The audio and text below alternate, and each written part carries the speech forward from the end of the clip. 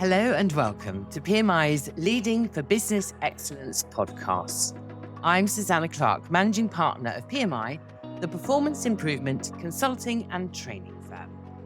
This podcast brings inspiring stories from across the globe and a multitude of sectors, with great leaders who share their experience and what business excellence means to them. This episode is all about the future of work and what leaders and you need to be experimenting with to make hybrid working successful. I'm joined by Dr. Nicola Millard, Principal Innovation Partner at BT. She works with a wide variety of experts to imagine and research the possibilities for the future of work. Do you suffer from proximity bias? Are you a time vampire? And if we're now zedonks, how do we plan and think for working in the hybrid environment? Nicola has a whole language of her own to describe the tech and the people, so do enjoy this episode.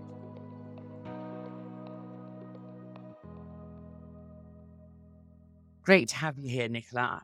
I know I hijacked you somewhat into being here, so... Lovely to be here, even with hijacking.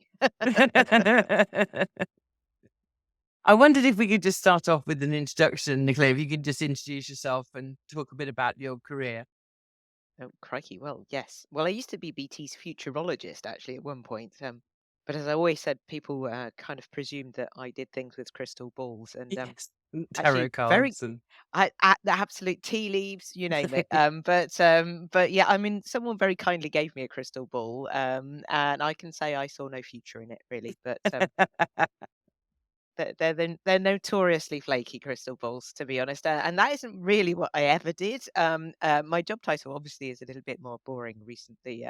I'm a principal innovation partner, but that does not mean my job's boring. In fact, my job is incredibly exciting. So I'm part of BT's innovation team. I'm based at the lovely Adastral Park, actually, which is our main research and innovation headquarters, which is at just outside Ipswich, in fact.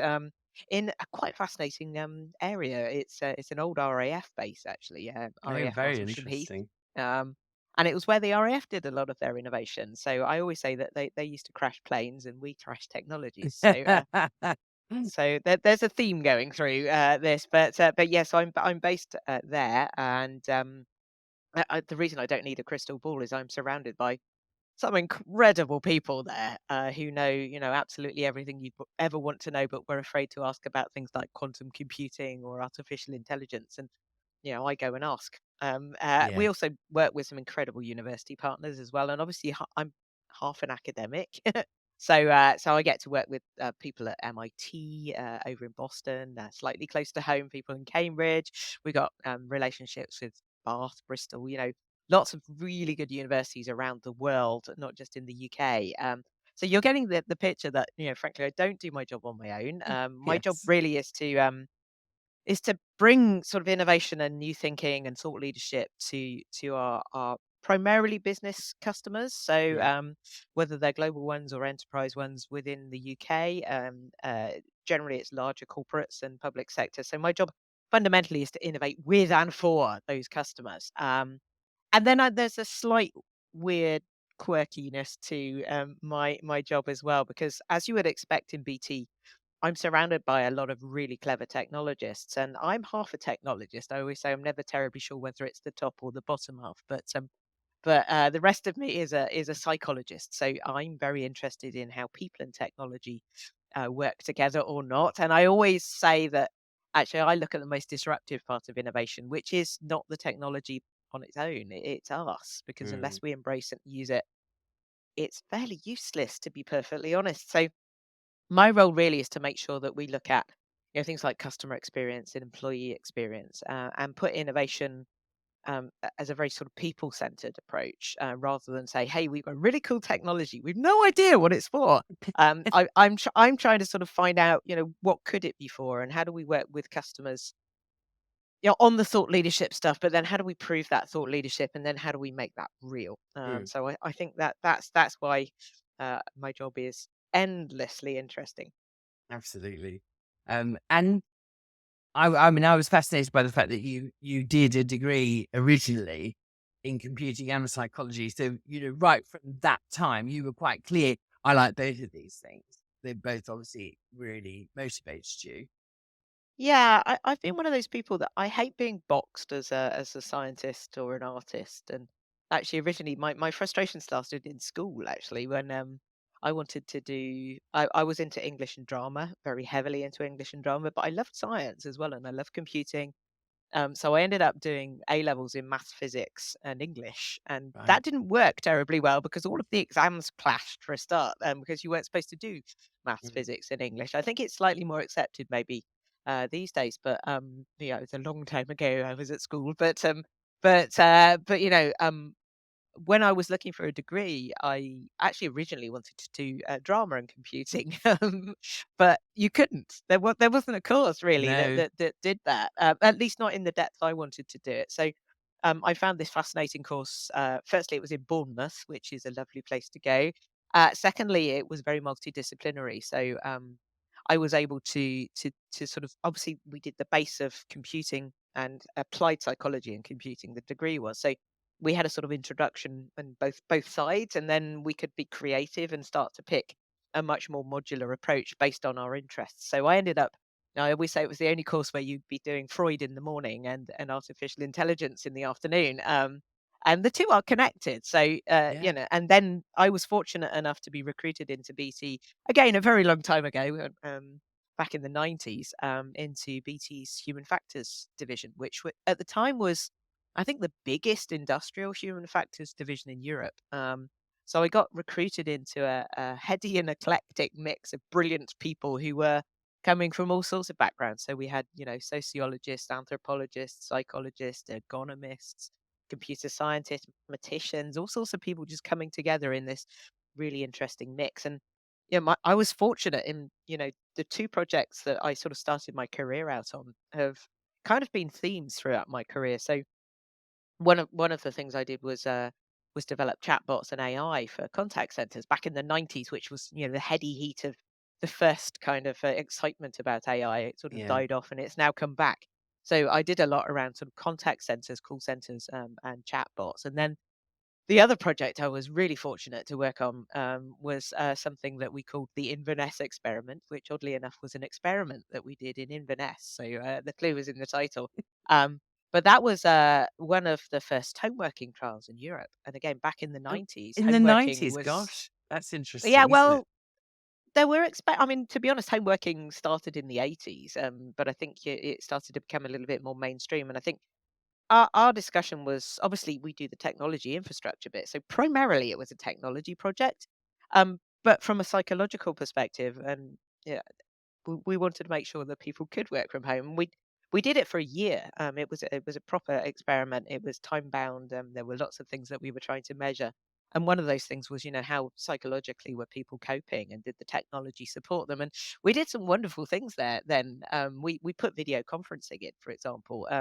And at the time, video conferencing, the unit was the size of a small fridge. And the quality was terrible. So no one really used it. But we thought, what if these people felt isolated at home? How will we make sure that they were included? So they had message boards, they had all sorts of things. But I keep saying, fundamentally, the things we were doing then were great and they did work. Actually, that experiment was largely a success. The trouble was, we didn't have what I call the holy trinity of technologies then that we do now. And we didn't have the kind of connectivity that we have now. We didn't have 4G, 5G, broadband, Wi-Fi, all of that lovely stuff. We didn't have cloud technology, so we couldn't Mm. run things easily in the cloud. And obviously, the collaboration tools, although we had message boards and video, they weren't the sophisticated things that we now have. And as a result, actually, I mean, the connectivity piece, we had to literally dig people's front gardens up in order to get a big enough pipe into their house to get voice and data in. So, I mean, the reason we didn't embrace it in the early 90s was it was very costly. Yeah. But I think, things started to change, the costs came down, and I guess it's been an interesting time for me over the past couple of years because homeworking, I mean, it had become somewhat mainstream, but obviously overnight things Yes, changed. exactly. And Extraordinary change. absolutely. And a lot of the stuff we've been talking about prior to the pandemic just basically came true overnight in terms of that future world of work, which, to be honest, I've been researching for probably about 14 years in the form I've been doing it at the moment. But now it's quite exciting, just sort of taking some of the lessons that we learned over the past few years and take them forward and forward oriented and say, what's the future world of work going to look like? And I think that, one of the interesting things, that obviously, apart from, the home working piece, is actually the acceptance that of video. So, you and I can see each other as we record this. I don't have a call with anybody unless they phone me on my mobile, and even then, often it's FaceTime or and other tools are available. But video is on now.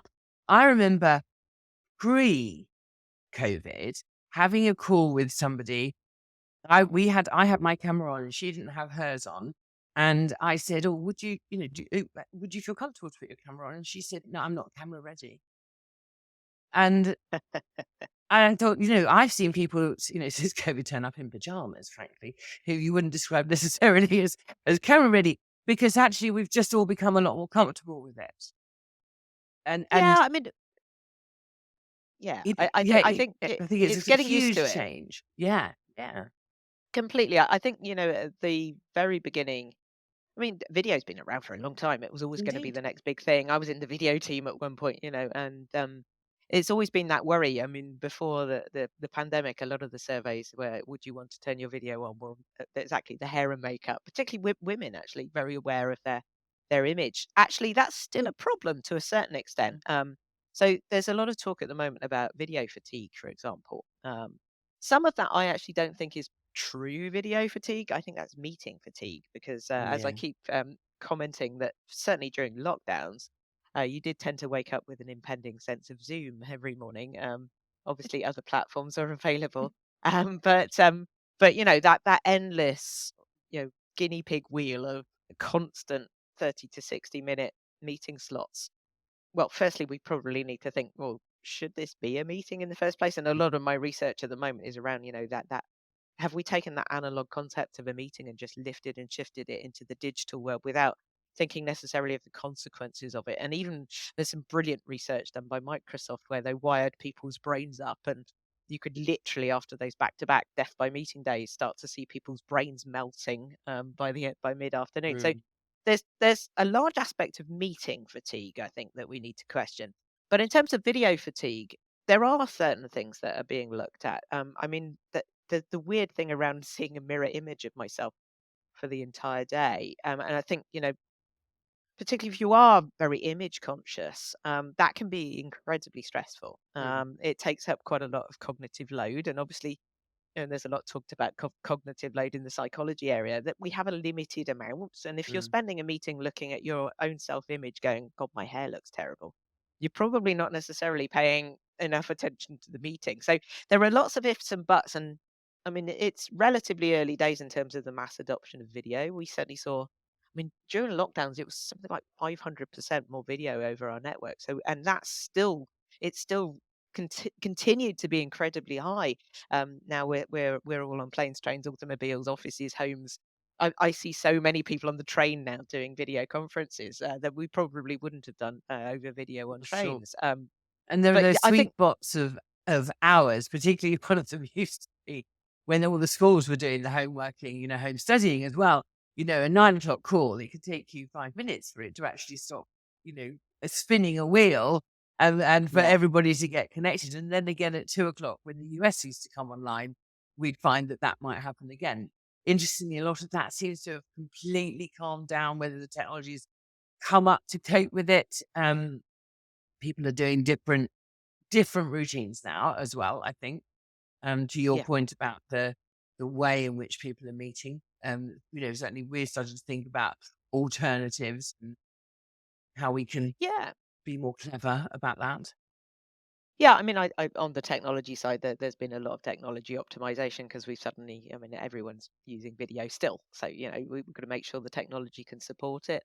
I think in terms of meetings, there's a lot of discussion at the moment. Interestingly enough, just looking at some of the early results from the UK's 4-day week trial, one of the interesting results on that was that if you want to optimize your hours and go down to a 4-day week, meetings are one of the principal things you need to tackle because they're a time vampire. They eat Mm, a lot of our time. And I think it's very easy to mistake activity for productivity in this space. That, having back-to-back meetings for the entire day means that I'm talking about work rather than doing work. yeah. And we know actually with complex, particularly knowledge work, you need brain space. You need that deep working environment. You need time to sort of step back and say, okay, I just need to switch everything off. I don't want to talk to anyone. I just need to think about this, to read, to write, to think. And I think that's that's one of the discussions, certainly again coming out the some of the stuff that has been done before with purely remote organizations, is that they don't tend to have they have windows of meeting opportunities rather than necessarily the whole day. So Mm, they try and preserve a few hours, maybe in the morning and the afternoon, that are meeting free, and mm, preserve the meetings in the middle of the day, which then means you have to think about, well, what's valuable to have a meeting for? Why mm, should I come together synchronously? And actually, could a lot of the stuff that we do synchronously, maybe needlessly, can be done asynchronously using chat, using messaging, using shared, spaces, rather than coming together to chat about things all the time. So I think that's an interesting one around how do we change the dynamics of how we collaborate, cooperate, and synchronize work. yes, indeed. And of course, I mean, this is a podcast called Leading Business Excellence. That the leadership, decision, isn't it, to think about how do we go around making a huge shift change in our culture to, and for them as well in how they're used to working. It's Yeah, I think it's a challenge for leaders because leaders are usually the ones that are on the back-to-back meetings for a start. mm, And there is a sort of so I think in a hybrid situation, leadership is interesting because leading by walking around, which is, leadership 101, mhm, is very difficult to do when not everyone is actually in a building anymore. And leading by zooming around, again, other platforms are available, is not so easy. It's not so spontaneous. It's I think the digital workplace is almost very formalized. Um, you tend to have to sort of make appointments to see people or talk to people, and again, that's putting more synchronous stuff in people's diaries. mhm, So I think that there's a challenge for leaders around, how do we do this without succumbing to things like proximity biases? So we know that before the pandemic, there was quite a body of research saying that if you weren't seen to be in an office, you were potentially forgotten about. You were passed over for promotion. You wouldn't get a good appraisal because simply the boss didn't know you were there. mm, And that also adds, I think, to the pressure to I call it digital presenteeism. So I'm going to be at a meeting because if the boss is at the meeting, they at least see I'm working. Um, mhm, Not necessarily what you should be doing. It's kind of, well, there's lots of things around how do you make work look visible, even if it's not within the full walls of an office. So that's one challenge for leaders. I think the other challenge is, I mean, leadership does tend to be a contact sport a lot of the time. So how do I create those relationships? And one of the fundamental things that we've seen, certainly in research, even just before the pandemic, was that leaders need to be good networkers. I call them perfect party hosts, and we all know that a perfect party host, don't we? They're very good at having a party. So, firstly, there's usually a purpose for that party. They're normally very good at selecting who should be at the party. They know a little bit about everybody, and then they try and introduce people to each other that they think might have great conversations. Now, there's good and bad news on that. Most of us are not good at party host. I am not. I'm a terrible party host. I'm not a good networker. It's a skill though, and if it's a skill, we can start to train it. And I yes, think particularly for leaders, but probably for everybody, we need to be a lot better at networking, creating that purpose, creating those connections between people, not just in physical spaces, but also increasingly in digital spaces. And I think that's a big challenge, that we need to think about carefully, particularly for our I mean, we were talking about putting it into our apprenticeship programs, for example, okay, because there are future leaders and they're going to need that skill to lead effectively into a hybrid future. yeah, yeah. And I mentioned at the beginning that I hijacked you. I hijacked you the day I met you at the You did. B2F Excellence Day, which you were talking there specifically about the future of work. Yeah. And I was absolutely fascinated by some of the information that, you obviously have been gathering from the research and the work that you've been doing, some of which we've been talking about already, but about the way that people are feeling about it as well. And of course, that leadership challenge associated with, we talked about managing meetings, but actually just simply managing the flow of people in and Yeah. out of the workplace. I wondered if you could just share a bit more about that. So there's a lot of research out there at the moment, and we've done a fair amount just asking sort of global leaders what's working for them, what are the challenges. So I think the first thing is that the hybrid workplace is probably here to stay. There's a lot of discussion around, is recession going to start to throttle it back? We are admittedly seeing less adverts with hybrid or flexible working as part of the feature. Having said that, the adverts that do have hybrid and flexible working are getting oversubscribed. So the top talent, the good talent is Mm. still wanting that. And certainly employee surveys are showing the number one thing that employees tend to want, the flexibility, autonomy, trust, all of that stuff that kind of came out from the pandemic around that hybrid model. I think it's also, the 5 days at home, the 5 days in the office are also extremes that not everyone wants to do. Some people do want to be 5 days in the office. Some people do want to be 5 days at home, but they're kind of in the minority that the bulk of people are somewhere in between. And therein lies the issue, because we have all sorts of different work styles out there. We've got the 3-2 pattern is becoming a little bit more of a norm across many organisations I'm working with, for example. So 3 days in the office, 2 days at home. That produces typically the Tuesday, Wednesdays, and Thursdays. I'm not going to abbreviate that one, but but people that tend to be in the office for 3 days a week tend to pick those 3 days. There are other options, of course. We've got the potatoes, which are probably on Tuesdays and Thursdays only. We've got the Wednesdays plus oneers. Um, I think that the first thing is one size doesn't fit all. There are all sorts of options that we could have in terms of giving people the choice of when they're in an office or when they're not. Um, I think the problem with that approach is that typically because Mondays and Fridays are the least popular days, particularly Fridays, offices are often there's tumbleweed going across the corridors because there's no one in there. And then you're looking at expensive real estate that's going, it may as well not be there for at least one day of the week. Yeah. And obviously with things like energy costs at the moment, we've had lots of debates around, well, if no one's in the office, why should we keep an office open even? So that's an interesting debate that's starting to shift people's notion of, well, firstly, what's an office for? Secondly, office capacity, and the fact that not everyone wants to work from home or indeed can work from Yes. home. We typically found that about 50% of jobs can be done at home. 50% can't. They have to be they're frontline jobs. They Mhm. have to be physically in proximity. The 50% that can typically are knowledge workers.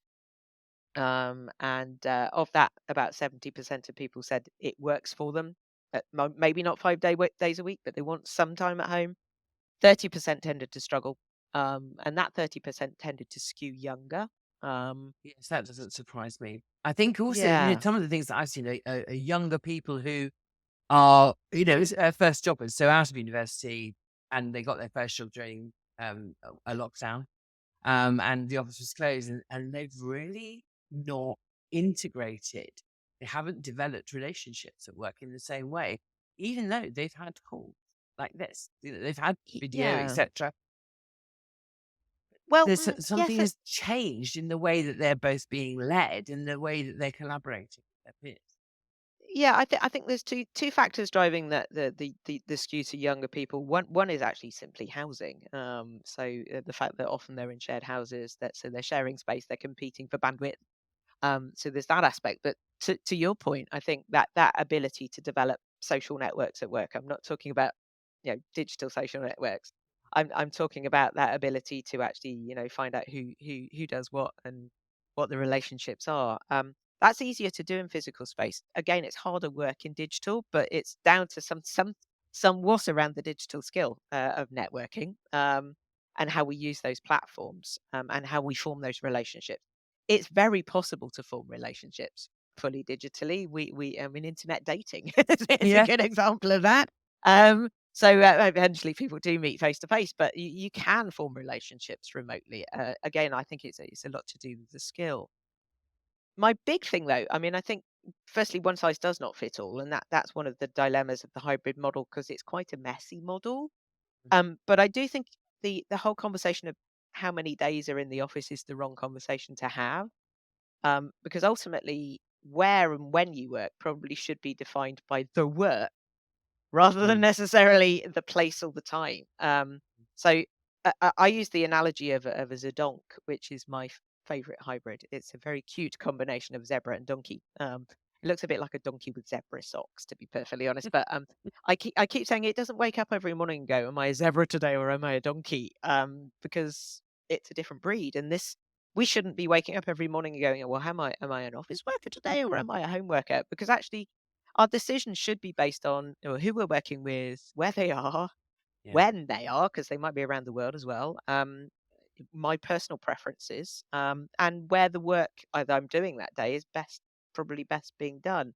But I think that does point towards a lot of organizations actually do need to think very carefully about what an office is for, and design offices to actually support that. And to be honest, office designs they were changing before the pandemic. I think we were starting to see the office become much more of a place where we socialize and connect and create community rather than how many desks can I get into this small space. So we certainly started to see that turn around way before the pandemic. But now, I mean, I think the interesting thing that we're starting to do now is to say, well, can you understand from the data around your office, all sorts of, you've got the Internet of Things, we've just got smart buildings. Can we start to use that data to understand who's in the office, what are they doing? And then rather than having this static concept of an office, can we start to make it a lot more agile? I love theatre. I mentioned very much at the beginning, I love drama and theatre. And I think somebody described it beautifully the other day as theatrically fluid. So, if you're in a theatre, it depends on what production is on as to what it looks like. And you can configure it in very different ways. And I think that's the same with offices because offices will have ebbs and flows during the year, depending on, what your business cycle is, what people are doing.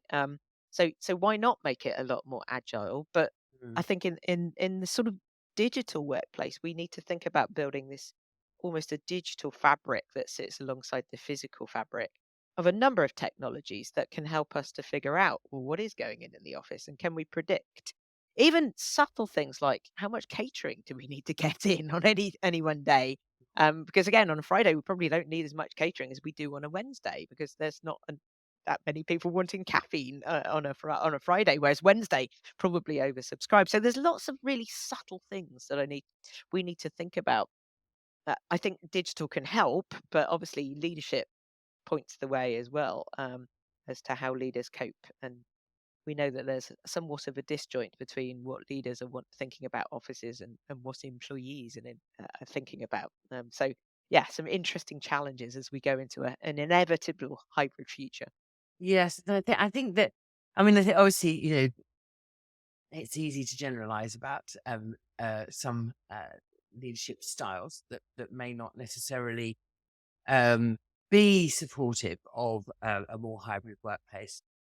I think one of the other things that leaders have noticed and they talked to me about is the speed at which things were able to change and Yeah, be implemented, and particularly technology changes.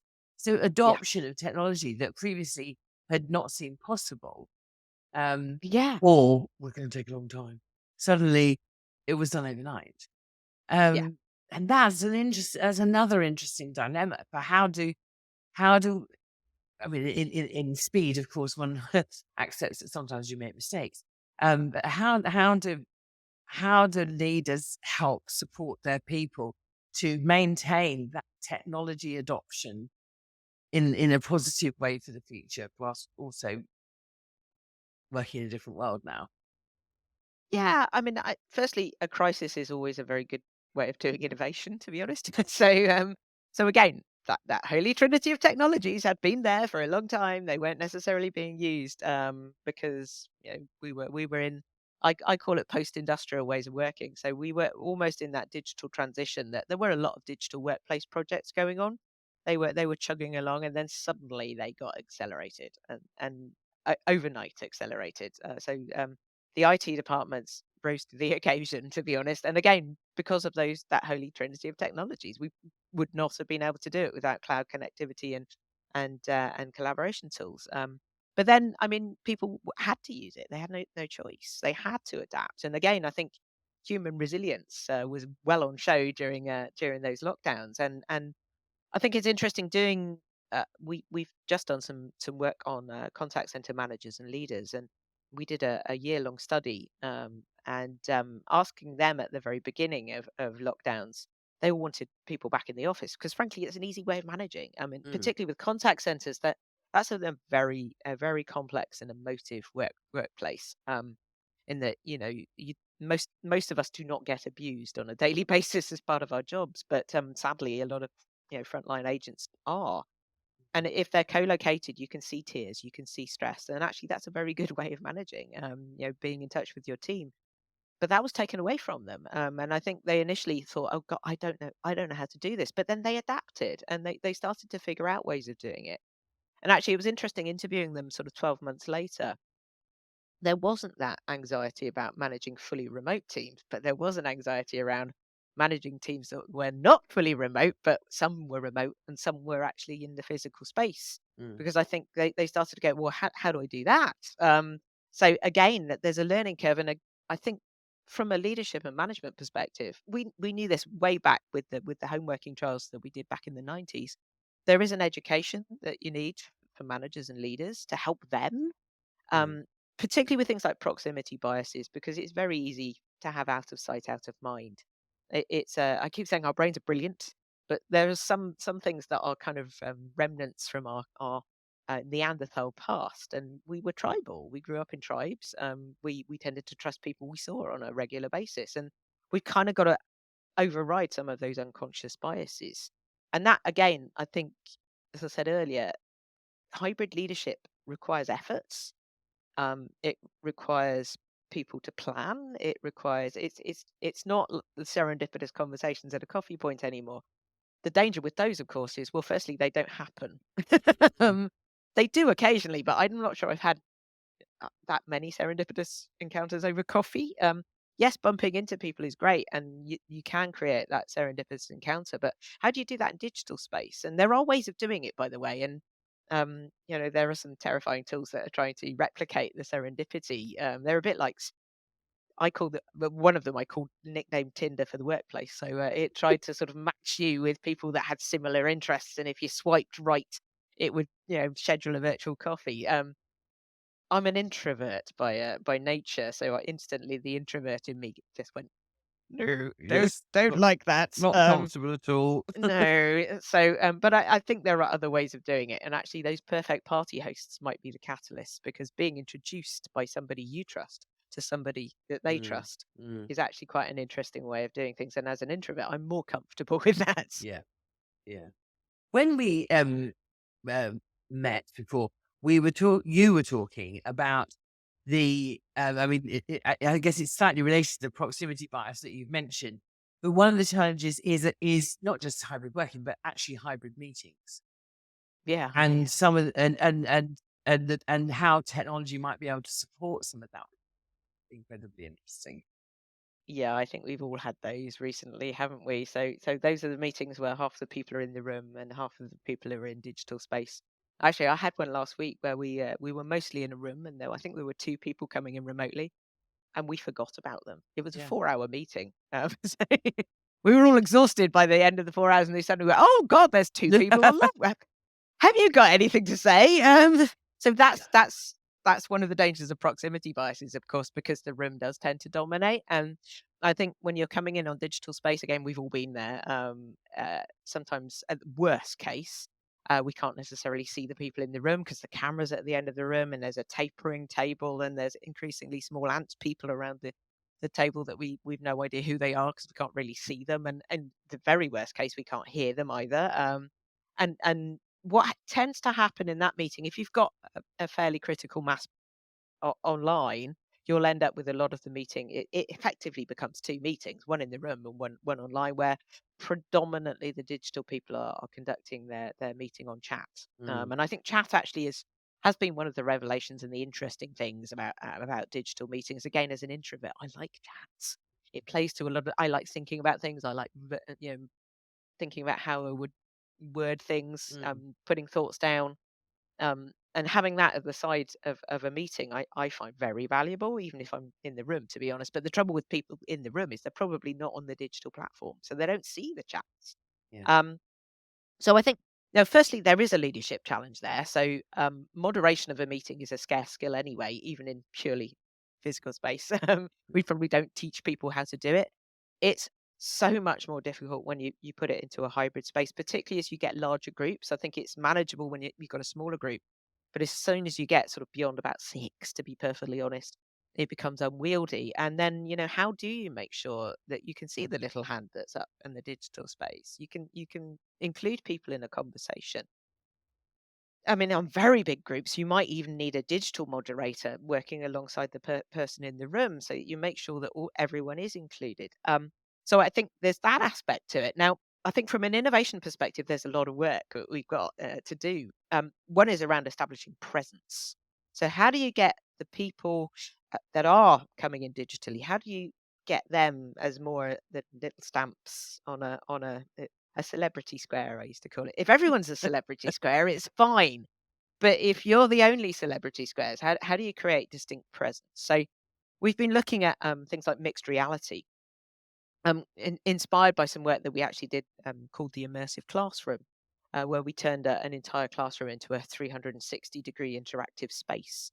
We've said, well, could we do that with meeting environments? So rather than we were immersing children in the bottom of the ocean, Mm. can we immerse people in a meeting, so that the remote participants are as big and as evident as the people in the room, so that they are more included. And that the digital platform is the shared platform. Now, that's sort of I mean, we could also do it in the metaverse, potentially. I mean, there's a whole conversation to be had about whether we want to do things in the metaverse. And I always say, if you're going to put virtual reality goggles on me, yeah, you've got a bit of a problem, because I call VR vomity reality. I You think do have a name for everything, Nicola, which is which I or know. alternative name for everything, I should I say. know. I do have that habit. It's a very bad habit to No, have, I but like it. yeah. Yeah, you generally need a bucket if you're gonna put a VR headset on. So I do think VR has some interesting applications for training, but I think in terms of immersing people into a meeting, it probably isn't the thing.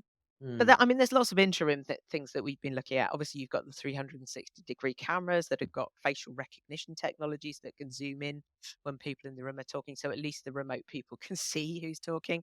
There are some ifs and buts on that one, because it tends to zoom in on people that are making a noise. So we had something, I'm going to call it again, Brispgate, the other day, where someone was eating noisy food and kept getting zoomed in on. So Mm. that does happen. It's not perfect, but it's kind of baby steps as to how do we create a slightly different dynamic, so that those hybrid meetings, so the technology certainly does play a part. I think, again, thinking digital first. How do we make that a really good experience wherever you are, whether you're in the room or not in the room? And then the leadership and management challenge around, how do I actually orchestrate this so that Mm. everyone's voice is heard? Mm. Mm. So, you know, based upon what you're saying, it's all there for us, isn't it? I mean, the art of the possible isn't the in a way the difficult bit. Back to your original point about the fact that you studied two sides of the coin. Yes, the one is the technology, and the other is the people. It is absolutely really upon the leaders and us as individuals to adapt to that Yeah. opportunity and to challenge ourselves to think differently about how we're working. Yeah, and I think that the good thing coming out of this is most of the organizations I'm working with, and I work with both private and public sector, but it makes no difference that the ones that are doing interesting stuff are experimenting. So going back to that Inverness experiment, I think experimentation is the way to do this. So it's not about trials necessarily of technology, which is what technology companies tend to do. It's actually kind of going, well, how could we do this differently? And actually, if we change the way we do this, actually it might not work. Yeah. So I mean, often innovation fails, and I keep saying that's not necessarily a problem, as long as you learn from that failure and say, well, what Mm. did work, and how do we take that forward in terms of changing our thinking. It's interesting. I was looking, obviously, being a former futurologist, it's quite interesting. At the beginning of January, there's always predictions as to what's happening in the year ahead, and I never really like doing those because my crystal ball does not work. But it was quite interesting just looking at some of the past predictions of what was going to happen in 2023, and I came across one from an American scientist back, I think it's 1921. He had forecast that technological progress would be such that by 2023 we'd all be working a 4-hour day. Um, and I think it's very easy to laugh at that and go, "Oh, that's ridiculous." But actually, that's an interesting prediction. Now, obviously, we talked earlier about the 4-day work week, slightly different. But when we look at knowledge work, especially in cognitive work, if you look at the brain's capacity to concentrate and do deep work, it's probably limited to about 4 hours a day. Mhm. So for knowledge workers, we're at our optimum for 4 hours a day, and the rest of it, our brain melts, or we're distracted, or we do other stuff. So that's not as crazy a prediction as we might think. But the challenge then is to construct work in that way, and that's why, I mean, the 5-day week is a relatively new concept. It was developed in the Industrial Revolution to give people a break so they'd be more productive. Mm. A 4-day week trial I mean, as I think 70% of the organisations that trialled it in the UK have said they're going to continue it. But it does require you to really experiment and change the ways that you work in order to make that us more productive, so that we can do 100% of the work Yeah. in 80% of the time. So yeah, it's Yes, an because interesting otherwise, challenge. because there are lots of people who just go, well, I don't want to go part-time. And actually what they But mean is, I don't want to be paid less. Understandably, you know. yeah, yeah, and it's not I mean, the 4-day work week trials are not being paid less. The No. challenge is, of course, doing 100% of Mm. productivity in much less time. And to do that, I mean, I used to if you think about part-time workers, I used to have a couple of part-time workers in my team, and they were far more efficient than us full-time workers, Yeah, I because agree. they were able to prioritize very differently and say no to things as well. And I think particularly meetings, again, that's the time vampire. Saying no to a meeting can be quite brave. I came across it was an Australian futurologist, and I always forget his name, and I'm terrible on names, and I apologize to him if he's listening to this podcast. But he made this distinction, that his approach to meetings was that he calls it boomerangs versus sticks. So his reaction is to reject everything. So and his theory was, if he wasn't needed at the meeting, they'd just be a stick. They'd go away. If he was needed at the meeting, there was a reason for him to be there. It would boomerang back, and it would come back into his diary. No, I think he was senior enough to make that approach work. I think we have a lot of fear of missing out and all sorts of things going on with people accepting meetings that they've no idea why they're there or how they might contribute. And I think the only thing I agree with Elon Musk on is his approach to meetings, and he has a meeting manifesto in Tesla saying, only have a meeting when you have a purpose for one. Well, I Um, was about to say, we have a lot of yeah, people in, things we might teach our clients might be every meeting must have a purpose and an agenda. completely. And the absence Purpose, of either of those, then absolutely. why would you go? And then when you're thinking about the participants, why are they there? What have they got to contribute? And if they don't need to be there, don't invite them. I mean, I think the beauty with digital meetings is you can record them. So if Mm. people that kind of maybe need to know but aren't necessarily directly needed in the conversation, you can send them a link of the recording. So if they do want Mhm. to see what happens, they can see the transcription, they can do all sorts of things with it. And I think the other thing that we might struggle with, which is much easier online actually, is if the meeting isn't doing it for you, just leave. So it's easy when you've got a little red button. Not so easy if you have to kind of Stand flounce up and out of a walk out. physical meeting. It's just Yes, not doing it for me. I'm off. I like your exactly style. right. Yeah, but I think, that's my time's valuable. Everyone's time is valuable. So, Mm. and some meetings, frankly, are soul destroying and pointless. So, why should I be at them? And Mm. again, that's sometimes a leadership challenge around leaders sometimes get annoyed if you don't come to their meetings, but they've got to again ask, well, who should be there? Why is this meeting here? And how do I include people that aren't going to be in that conversation and make their voices heard, even if they can't be there synchronously? And that's the beauty of some of the asynchronous tools, whether Mm. it's recordings, catch ups, chat, all of that lovely stuff. We don't And have to actually do everything using synchronously.